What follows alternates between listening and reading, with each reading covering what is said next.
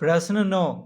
Heron के सूत्र की सहायता से उस त्रिभुज का क्षेत्रफल ज्ञात कीजिए जिसकी तीनों भुजाएं बराबर हैं और त्रिभुज का परिमाप 180 सेंटीमीटर है।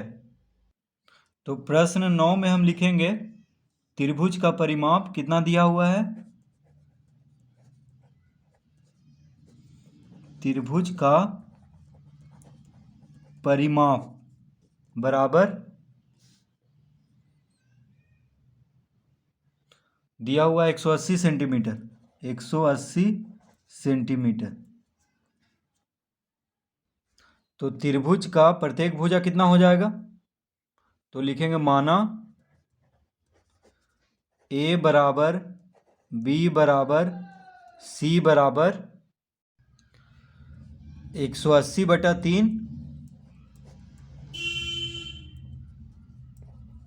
बराबर कितना हो जाएगा 60।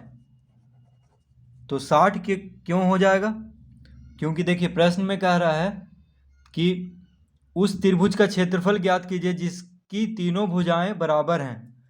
देखिए तीनों भुजाएं क्या हैं, बराबर हैं, और परिमाप दिया हुआ 180 सेंटीमीटर। तो प्रत्येक भुजा कितना हो जाएगा 60 सेंटीमीटर, क्योंकि देखिए 60 दिया 180, 3 भुजा होता है त्रिभुज में, इसलिए 3 से भाग दे देंगे। तो तीनों भुजा बराबर है, यानी प्रत्येक भुजा जो है ए बराबर बी बराबर सी हम क्या मान लेंगे 60 सेंटीमीटर। ठीक है, तो प्रत्येक भुजा पहले हमें निकाल लेना है, तो कितना आ गया 60 सेंटीमीटर। तो तीनों भुजा जब बराबर हो और परिमाप दिया हो तो प्रत्येक भुजा कैसे निकालेंगे, 3 से भाग दे करके, क्योंकि क्योंकि त्रिभुज में 3 भुजा होता है। तो प्रत्येक भुजा कितना हो जाएगा 60 सेंटीमीटर का। तो 3 भुजा मिलकर के 180 होगा, 60 60 120, 120 और 60 180। ठीक है, तो जब तीनों भुजा बराबर हो और परिमाप दिया हो तो बस 3 से भाग दे करके प्रत्येक भुजा निकाल लेंगे। तो ए बराबर बी बराबर सी कितना मान लेंगे 60 सेंटीमीटर। अब क्योंकि यहाँ पे हीरोन के सूत्र की सहायता से त्रिभुज का क्षेत्रफल निकालना है तो पहले अर्ध परिमिति निकालेंगे, यानी एस बराबर। तो एस बराबर हो जाएगा ए जोड़ बी जोड़ सी बटा 2, यानी परिमिति का आधा यानी परिमाप का आधा। तो परिमाप कितना दिया हुआ है 180। देखिए जोड़ने का भी जरूरत नहीं क्योंकि परिमाप तो दे दिया है। तो ए जोड़ बी जोड़ सी बराबर 180 पहले से ही दे दिया है, बस 2 से भाग दे देंगे। तो कितना आ जाएगा 90 सेंटीमीटर, यानी एस बराबर कितना आ गया 90 सेंटीमीटर, यानी अर्ध परिमाप आ गया है 90 सेंटीमीटर। अब हम लिखेंगे हीरोन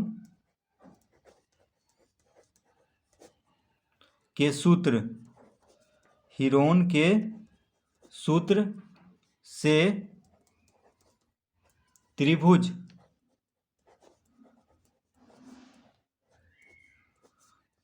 का क्षेत्रफल, हीरोन के सूत्र से त्रिभुज का क्षेत्रफल बराबर, तो हीरोन का सूत्र क्या है, तो एस गुना S minus A S minus B S minus C under root. तो ये है सूत्र। एस क्या हो गया अर्ध परिमाप, ए हो गया ए बी सी क्या हो गया तीनों भुजा। तो लिखेंगे एस कितना आया है 90 सेंटीमीटर आया है, तो 90 फिर 90 माइनस ए कितना है ए बी सी बराबर है यानी तीनों भुजा बराबर है, कितना आया है 60 सेंटीमीटर। तो 90 माइनस 60 फिर 90 माइनस 60 फिर 90 माइनस 60 अंडर रूट। अब सेंटीमीटर में है तो क्षेत्रफल क्या में आएगा वर्ग सेंटीमीटर में, तो हम यहाँ पे लिख लेंगे वर्ग सेंटीमीटर। तो ये हो गया 90 गुना 90 में से 60 गया तो 90 में से 60 घटाएंगे तो 30 गुना 30 गुना 30 अंडर रूट वर्ग सेंटीमीटर।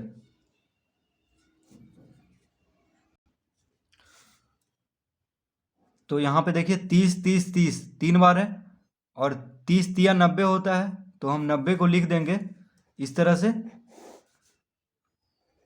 3 गुना 30। देखिए 90 को हम लिख सकते हैं 3 गुना 30, और बाकी सबको बस उतार देंगे वर्ग सेंटीमीटर इस तरह से।